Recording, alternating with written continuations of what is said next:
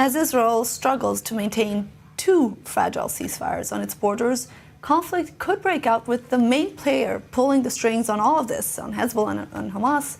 That is, of course, Iran. New reports in the Wall Street Journal and the Washington Post say that Israel is likely to preemptively strike Iran's nuclear program in the coming months, according to multiple U.S. intelligence reports. The warning comes after Israel was able to significantly degrade Iran's air defenses in a retaliatory attack against Iran in late October. The next potential strike would reportedly come as an attempt to set back Tehran's nuclear weapons plans as much as possible, but the question is how effective it would be and at what cost. Jody Natelovitz reports. An American intelligence assessment conducted during the final days of the Biden administration claims that Israel has been considering large-scale strikes on Iranian nuclear sites with the aim of exploiting Iran's weaknesses. Articles published Wednesday by the Washington Post and the Wall Street Journal claim that according to a January report produced by the Intelligence Directorate of the Joint Chiefs of Staff and the Defense Intelligence Agency, Israel was planning strikes on Iran's Fordo and Natanz nuclear facilities within the first 6 months of 2025. The Wall Street Journal also reporting that Israel is expected to urge the Trump administration to back the idea, Washington being seen as a player that could potentially join the strikes. Two potential methods of attack were outlined by the Washington Post: a standoff strike using air-launched ballistic missiles from outside of Iranian airspace, and an arguably riskier option, Israeli aircraft to enter Iranian airspace and dropping BLU-109 bombs on the nuclear sites. U.S. military sources adding that American support, including in the form of weapons, would prove essential for Israel to successfully carry out such attacks. Notably, the Trump administration last week authorized the sale of BLU-109 guidance kits to Israel. Israel is reportedly worried about the window of opportunity to halt Iran's nuclear capabilities closing. But according to the intelligence analysis, a strike on Iran's nuclear installations may only delay Tehran by months or weeks, further implying that such attacks could encourage Iran to seek uranium enrichment for weapons.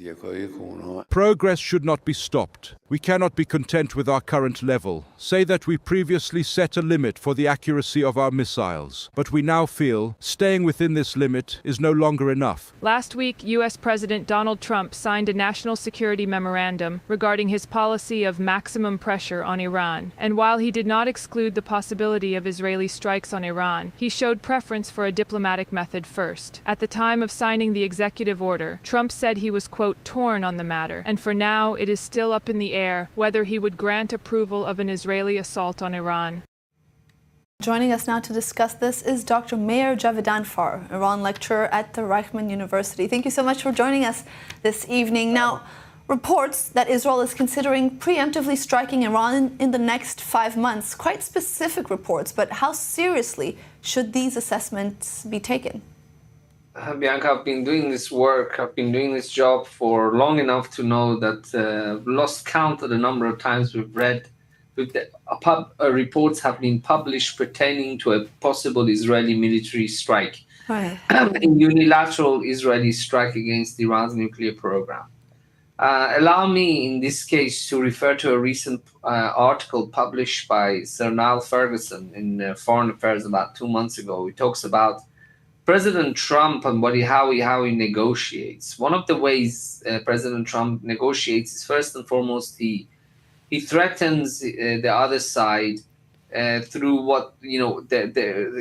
by putting his finger on the Achilles heels. With the Chinese, it's tariffs, and in the case of Iran, it's the possibility of an Israeli strike.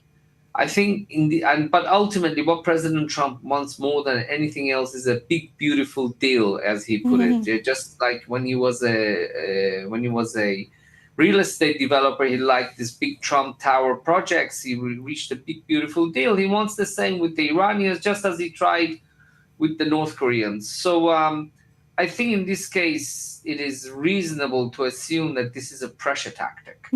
This is a pressure tactic to get the Iranians to say, okay, you need to come to the negotiation table, because Ayatollah Khamenei has for now said that it's not wise to return to the negotiation table, because the last time Trump walked out of the nuclear deal, let's be honest, But although many people in Iran want the sanctions to end, for now Ayatollah Khamenei doesn't want it. And I think this kind of report is meant to cajole him into returning to the negotiation table. All right, so you're saying that this is most of all a pressure tactic, that it's not really a likelihood that it will happen. But It's reasonable to assume. It's reasonable to assume. Of course, I don't know for 100%, but it's reasonable to assume. This is your analysis with the information we have based at this point. I do want to ask you, though, because you're saying that Trump really seems to want this big and beautiful deal. Let's say that he gets this deal on the nuclear weapons. There's a deal, and Iran is not going to be pursuing actively its nuclear weapons for a while. For Israel, though, that still leaves the other part of Iran's big plans quite open and vulnerable, which is the rebuilding and strengthening of the axis of resistance. That's correct, Bianca. And this is where we have to use, us Israelis, our negotiation techniques and tactics and strategy to find a way to persuade President Trump that leaving other issues out, such as the missile program or Iran's presence in the region, is also against the interest of America. Because President Trump's, first and foremost, his interest is that of the United States under his leadership. If he sees that it's enough, that it's sufficient for the interest of America to reach a deal over the nuclear program and that's it, then he'll do it. He will do it. But we have to find a way to negotiate with him. But that, Bianca, really depends on a lot of factors. Let's see how it works out over Gaza. Let's see how the current government behaves towards the Americans towards Gaza, because the Americans want the Gaza war to ultimately end. But there are people in Israel, such as Mr. Smotrich, who wants the war to continue. It also depends on the stability of the current government in Israel. But we will have to find a way to convince him, unless he's convinced already. But that's very difficult. That's predicting what President Trump will do. It's a little bit like astrology. You have to, Trumpology, we can call it. It's very difficult. This is one of his strengths. Nobody knows what he will do.